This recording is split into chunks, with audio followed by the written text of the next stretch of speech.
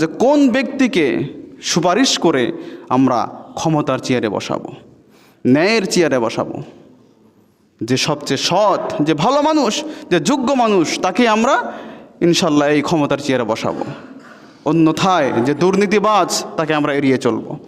এই দুর্নীতিবাজদেরকে যদি আমরা সহযোগিতা করি, এক সময় দেখবেন যে আপনার সাথে দুর্নীতি করবে। সেজন্য খুব সতর্কতার সাথে আমাদের চলতে হবে ইনশাল্লাহ। তার সকল তথ্য আমাদের জানতে হবে। যদি মনে করি যে সে ভালো, অবশ্যই তার সহযোগী যদি আমরা হই, সে যদি ভালো কাজ করে, অবশ্যই এই ভালো কাজের ফলাফল আপনি পাবেন। আর যদি সে খারাপ কাজ করে, এই খারাপ কাজের যে খারাপ প্রতিফলন, খারাপ ফলাফল, গুনাহ এর অংশ আপনার আমল নামাতেও যাবে। এটা নিশ্চিত, এটা আল্লাহর কোরআন বলছে, এটা আমি না।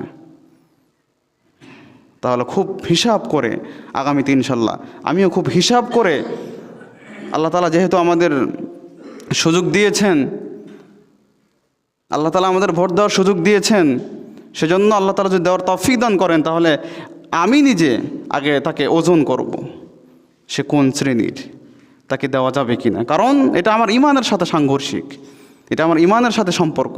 এটা সাধারণভাবে আমরা বললে হবে না, তর্ক করলে হবে না। আমি আলোচনা করতেছি, হয়তো মনে করতে পারেন হুজুর এরকম কথা কেন বলে, কোরআন বলছে, এটা তো আমি বলতেছি না, আমার দায়িত্ব এটা। আজকে যদি আমি কথা না বলি, এই ব্যাপারে যদি আপনাদেরকে যদি সতর্ক না করি, হাসরের মাঠে আমার জিহ্বা কাটবে, আগুনের কিছু দিয়ে আমার জিহ্বাকে কেটে দিবে।